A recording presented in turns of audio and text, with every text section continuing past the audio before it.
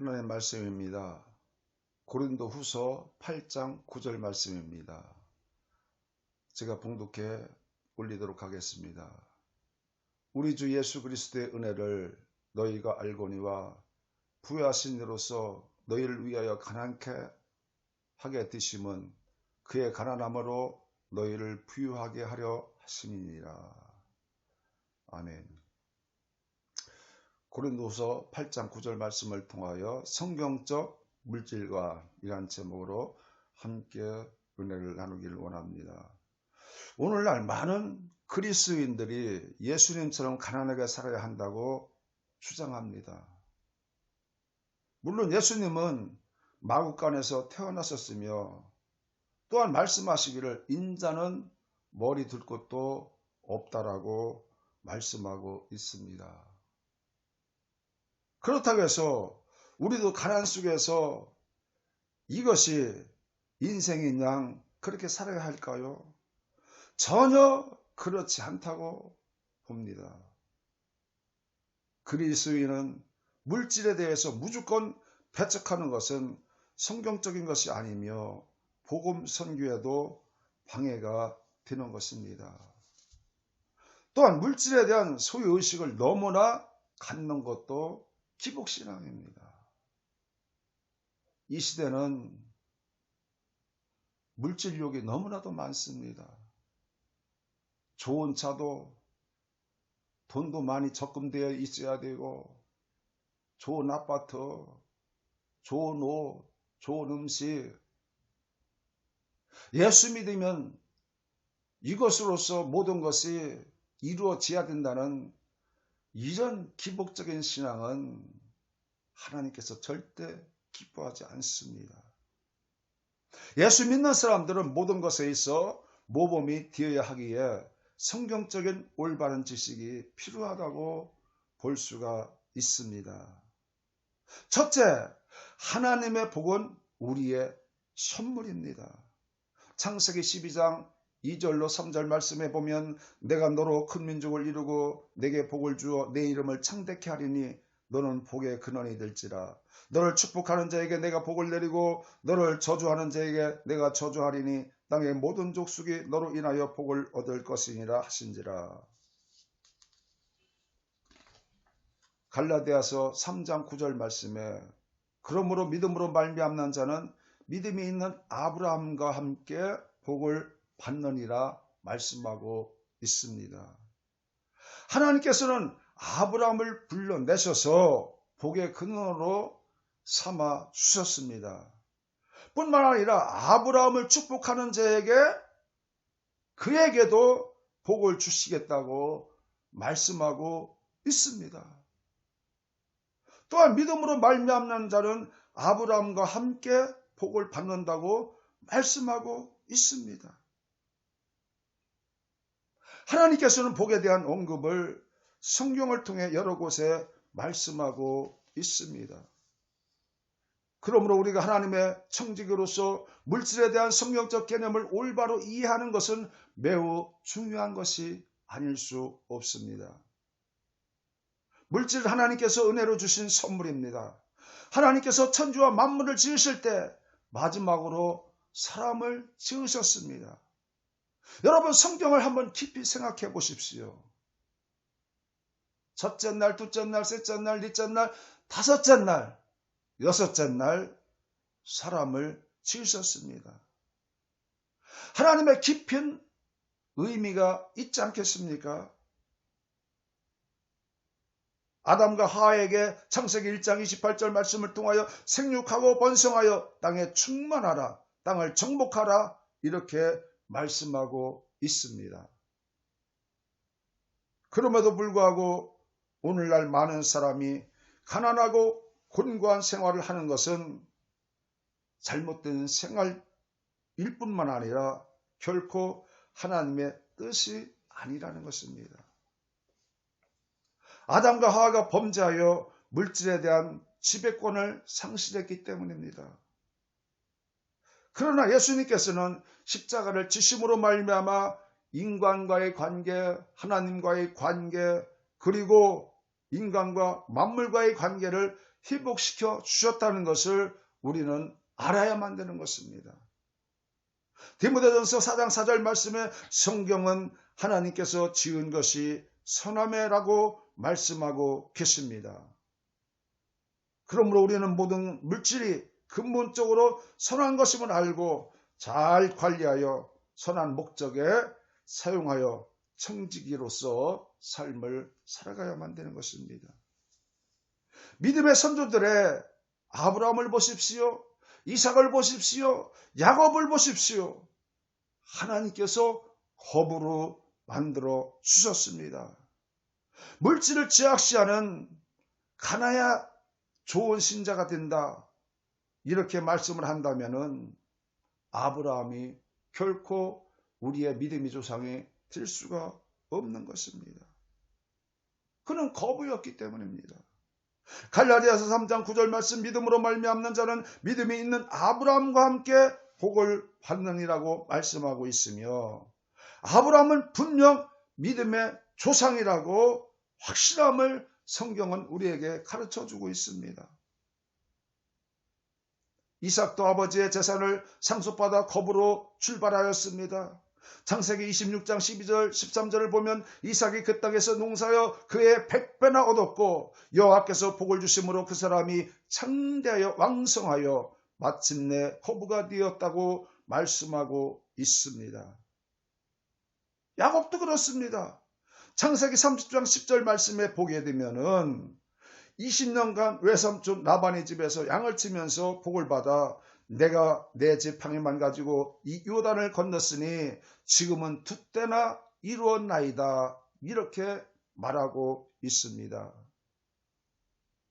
여러분, 이렇게 큰 거부가 되었던 것은 주께서 주의 종에게 베푸신 모든 은총과 진실함과 조금도 감당할 수 없사오나 이렇게 야곱이 고백을 합니다.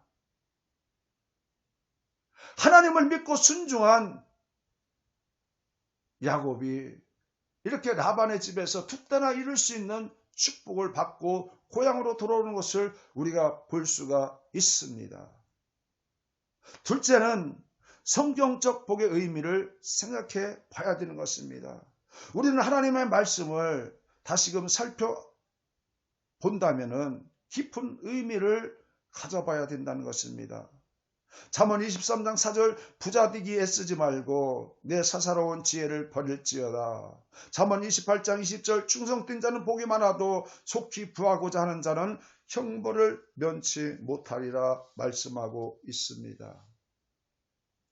디모데전서 6장 9절 10절 말씀에도 부하려 하는 자는 시험과 올무와 여러 가지 어리석고 해로운 정욕에 떨어지나니 곧 사람으로 침륜과 멸망에 빠지게 하는 것이라. 도를 사랑함이 일만하게 뿌리가 되나니 이것을 사모하는 자들이 미혹을 받아 마음의 믿음에서 떠나 많은 근심으로서 자기를 찔렀도다. 이렇게 말하고 있습니다. 여러분, 돈 때문에 믿음을 떠나고 돈 때문에 하나님을 버리고 돈 때문에 구원을 버린다면 이 사람은 멸망뿐이 없습니다. 우리는 성경에 기록된 내용으로 볼 때에 정당치 못한 물질에 대한 소욕은 욕심이라 하나님이 기뻐하지 않는다는 것을 알아야 되는 것입니다. 우리가 물질을 구해도 구체적인 하나님의 감동하심을 받는 물질이 되어야 된다는 것입니다. 셋째로 나눔이 성경적 물질관이 되는 것입니다. 그러므로 참된 성도는 가난을 정복하고 남에게 나눠주며 살아야 되는 것입니다. 잠언 11장 24절 25절 말씀에 흩어 구제하여도 더욱더 부하게 되는 일이 있나니 과도히 아껴도 가난하게 될 뿐이라. 구제를 좋아하는 자는 풍족하여질 것이요 남을 윤택하게 하는 자는 윤택하여 지리라고 말씀하고 있습니다. 고린도후서 9장 8절 말씀에도 하나님이 능히 모든 은혜를 너에게 넘치게 하시나니 이는 너희 모든 일이 항상 모든 것이 넉넉하여 모든 착한 일을 넘치게 하게 하려 하심이라 말씀하고 있습니다. 그렇습니다. 물질은 죄악시에 대해서는 안 되는 것입니다. 물질을 가졌으면 그 물질로 나눠주고 베풀어주고 함으로 말미암아 선하고 착한 일을 마음껏 할 수 있는 것입니다. 가난해야 좋은 신자라고 생각하는 것은 잘못된 것입니다. 사도행전 10장에 나오는 백부장을 보십시오. 그가 경건하여 온 집으로 더불어 하나님을 경외하고 백성을 구제하고 항상 하나님께 기도하더니 이렇게 말씀하고 있습니다. 백부장도 백성을 구제했다고 말씀하고 있습니다. 하나님의 축복을 받아 얼마든지 선한 일에 동참할 수 있는 것입니다. 나눠주고 베풀어 줄 수 있는 것이 얼마나 하나님 나라의 선한 사업이 되겠습니까? 여러분, 그러기 위해서는 부지런하십시오. 정직하십시오. 성실하십시오. 하나님께 인정받고 축복받는 삶으로 사시기를 주의 이름으로 축복합니다. 참된 성도는 가난을 정복하는 장신감을 갖고 살아가야 될 줄로 믿습니다. 잠언 10장 22절 여호와께서 복을 주심으로 사람이 부하게 하시고 근심을 겸하여 주지 아니하시니라고 말씀하고 있습니다. 우리는 항상 넉넉하여 모든 착한 일에 넘치게 하야만 될 것입니다. 그러므로 우리가 복음 사업과 선한 일을 위해서 물질을 사용하면 하나님께서 휘디어 누르고 흔들어 넘치도록 하여 우리에게 안겨주신다고 말씀하고 있습니다. 우리 인생에 꾸는 인생이 되지 말고 나눠주는 인생을 살아가시기를 주의 이름으로 축복합니다. 우리의 창조적인 마음과 불타는 소원이 나의 자랑이 아닌 하나님 사업에 충성하게 사용될 때에 하나님은 기뻐하실 것입니다. 특별한 것은 우리 주위에 복음 전파를 위해서 자원하여 빈곤한 삶을 살아가는 사람도 없지 않아 있는 것을 볼 수 있습니다. 그러한 사람은 사역의 길을 가기에 그런 운명을 가지고 살려고 하는 사람도 있지만은 그렇지 않은 사람은 물질의 축복을 받아서 당연히 많은 사람들을 나눠주고 베풀어주는 삶을 살아야만 될 것입니다. 넷째로 복은 신앙적인 관점에서 우리가 정립을 이루어 가야 된다는 것입니다. 나는 요즘 교회 실상에 대해서 안타까워할 때가 너무나도 많이 있습니다. 교회 가면은 축복을 많이 주장하면서 왜 교회에 하나님에 관한 기본적인 신앙 정립에 대해서는 가르치지 않는 건가? 너무나도 안타까움이 많습니다. 그래서 성도들이 교회 가면은 축복을 받는다더라. 교회 가면은 치료를 받는다더라. 너무 기복적인 신앙에 빠져서 모두가 다 길가에 심은 뿌려진 씨앗처럼 자갈밭에 뿌려진 씨앗처럼 가시떨기에 뿌려진 씨앗처럼 신앙생활을 하고 있는 사람이 너무나도 많다는 거지요. 여러 가지 우한 질병에 또 여러 가지 어려움이 다가오면은 그대로 넘어지고 쓰러지는 사람이 많다는 것을 우리는 볼 수가 있습니다. 여러분, 우리는 하나님 앞에 복받을 자격을 갖춘 사람인가? 또 복에 대한 올바른 지식과 말씀을 가지고 살아가는 사람인가? 우리 스스로가 점검해 볼 필요성이 있습니다. 우리가 물질을 통해서 이웃에게 선을 베풀고 선교사에게 헌신하는 것이 하나님의 뜻이라고 믿어야 되는 것입니다. 잠언 19장 17절 말씀 가난한 자를 불쌍히 여기는 것은 여호와께 구워드리는 것이니 그 선행을 갚아주시라고 말씀하고 있습니다. 잠언 22장 4절 말씀에도 겸손과 여호와의 경외함을 보응은 재물과 영광과 생명이라고 말씀하고 있습니다. 예화 하나를 말씀드리겠습니다. 어느 날 성도가 귀에 목사님을 찾아왔습니다. 그 사람은 영적인 문제로 고민하던 사람이었습니다. 건설이사의 주식을 1000주를 갖고 있는데 이것이 신앙생활에 걸림돌이 되는 것입니다. 야, 내가 신앙생활을 하면서 주식을 해야 되는 것인가? 이런 생각 속에서 하면 안 되겠다. 이런 생각을 갖게 됐어요. 그래서 목사님을 찾아오게 되었습니다. 목사님, 제가 주식을 1000주를 갖고 있습니다. 그래서 목사님, 내가 드릴 테니 이것으로 교회 유용한 곳에 쓰십시오. 그래서 목사님한테 드렸다는 것입니다. 목사님이 1000주를 받고 나니 목사님 마음이 흔들리더라는 것입니다. 주가가 올라가고 내려가는 것에 목사님도 마음이 불안하고 초조하고 염려가 되더라는 것입니다. 그러다 보니 온통 주식에 마음이 빼앗겨서 목회를 할 수가 없더라는 것입니다.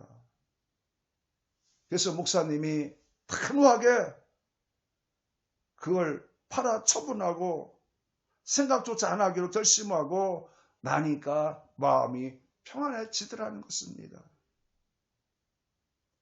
여러분, 우리는 이 땅에 살아가면서 물질에 대한 욕심이 많습니다. 넘어지기도 합니다. 쓰러지기도 합니다. 망하기도 합니다.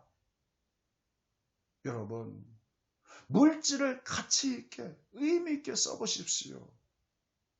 내 마음이 평안히 찾아올 것입니다. 하나님이 원하시는 것이 무엇인가? 재물도 시간도 가정도 생명도 주님이 주셨고 가져가시는 분도 취하시는 분도 주신 분도 하나님이시라는 것을 우리는 알아야 됩니다. 때로는 우리가 작정하고 결심하고 포기할 줄도 알아야 되는 것입니다. 시편 2절 8절 말씀, 내게 구하라 내가 열방을 유업으로 주리니 내 소유가 땅끝까지 이르리라 말씀하고 있습니다. 하나님께서는 우리에게 주시기를 원하지만 그러나 인간의 생각으로 잘못되기를 전혀 원치 않는 분이 하나님이십니다. 하나님은 우리의 마음을 꿰뚫어 보시는 하나님이십니다. 돈은 불과 같은 것이며 인격자의 주머니에서 밝은 빛을 비치기도 하지만은 미숙한 사람의 주머니에서는 돈이 화를 불러일으키는 것입니다. 물질은 하나님께서 인간에게 주신 선물이며 인간은 물질을 하나님 뜻대로 사용하도록 위탁받은 청직으로서의 역할을 감당해야 될 줄로 믿습니다. 하나님은 그 물질이 주인이심을 우리가 알고 하나님 앞에 온전히 잘 사용될 때에 우리는 축복받은 인생으로 살아갈 수가 있는 것입니다. 기도하겠습니다. 하나님 아버지, 우리는 누구나 물질의 욕심이 다 있습니다. 그러나 하나님께서 우리에게 주시고자 하지만은 우리의 마음을 아시기에 우리가 받아 누릴 수도 있고 누리지 못할 수도 있습니다. 하나님 아버지, 선하고 착한 일에 마음껏 쓸 수 있는 물질이 되도록 우리가 그 마음을 작정하고 하나님 앞에 기도하며 참으로 그것을 실천으로 행함으로 옮김으로 말미암아 우리도 축복받는 인생으로 살아가게 하여 주시옵소서.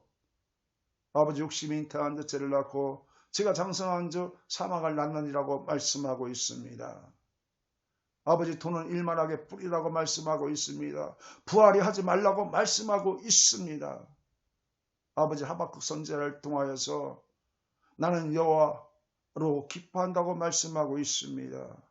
하나님 앞에 기뻐하는 인생, 하나님 우리 아버지 앞에 마음과 뜻과 정성을 드리는 인생, 물질이 있다면 나눠주고 베풀어주는 인생으로 살아갈 수 있는 은혜가 있게 도와주옵소서.